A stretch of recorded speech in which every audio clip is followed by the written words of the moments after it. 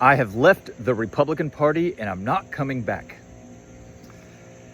Here in Florida, there's a lot of controversy over some of the candidates running for governor. Byron Donalds, current congressman, James Fishback, Jay Collins, Paul Renner, the four top contenders, and people are always talking about Bobby Williams too. I don't know much about him, but I've heard his name too. So there's five Republicans running for office, and the reason why I am refusing to participate in that private corporation called the Republican Party's primary is, first of all, because they're not having a debate. The Republican Party of Florida is somehow controlling the metrics for which a potential debate might happen. See, those other four candidates that I mentioned, aside from Byron Donalds, they haven't raised enough money. They don't have enough, a highest percentage of support according to the quote unquote polls, which I remember I took a statistics class in college, and the first thing my teacher told me was that basically all statistics are manipulable.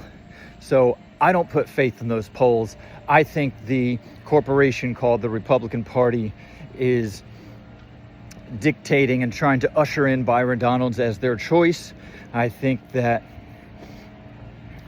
it's very unfair for the people to, well, I was about to say have to participate in a election system where we can't get open and honest debate, where candidates are maybe like letting the party protect them from having to have that debate. And yes, I'm talking about Congressman Byron Donalds.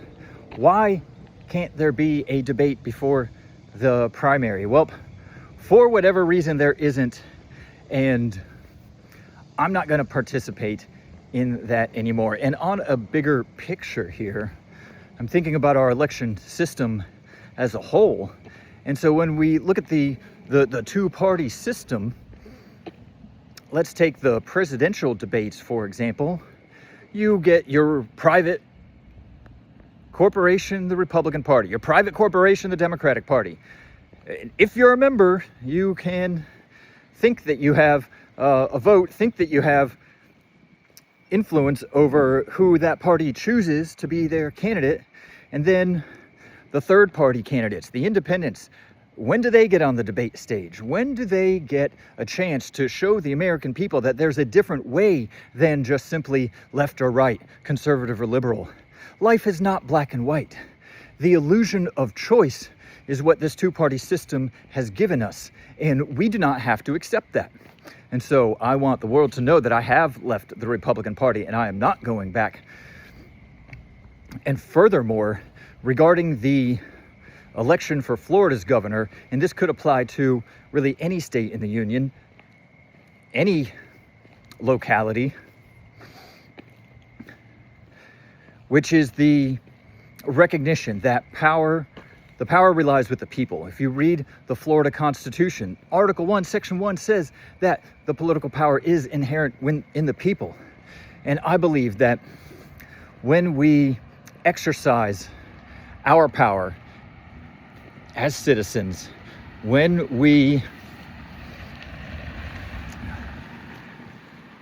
recognize that whoever gets elected as governor, or whoever gets elected as president or senator or sheriff or town council, regardless of who gets into office, the power still relies with the people. And I've always had a frustration about America's obsession with elections. There's all this money poured into campaigns, knocking on doors, making phone calls, trying to get on the debate stage, for the candidates to earn the vote. And then we, the people, we have busy lives, right? So we go to early vote. Some of us mail in vote. Some of us vote on election day. Either way, we go and put these people into office. But then what happens the day after the election? We're just waiting to see what they do? No, we, the people, have the power to instruct our representatives. In Florida, it's under Article 1, Section 5 of the Florida Constitution, which is akin to the last 10 lines of the First Amendment to the federal Constitution, which is, we the people have the right to peaceably assemble, to instruct our representatives, and petition for a redress of grievances.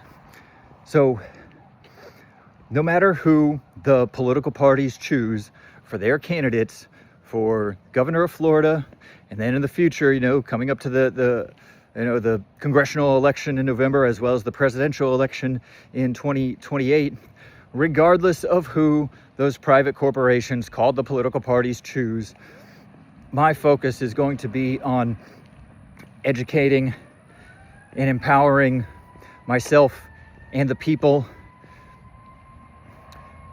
to know our rights, to exercise our rights, and to then petition and instruct our representatives at the State House, our representatives in Washington, D.C., if in fact that is the Republic Congress, I don't know.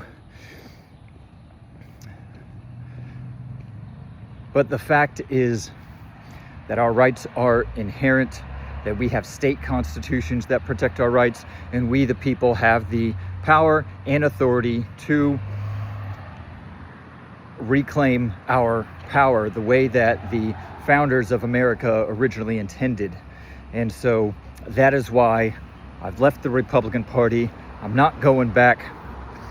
And I think challenging this two-party systems, challenging the way it's always been, challenging the limitations that our culture and society and government have placed upon us needs to be challenged. And so that's what I'm here to do. I'll see you in the next message.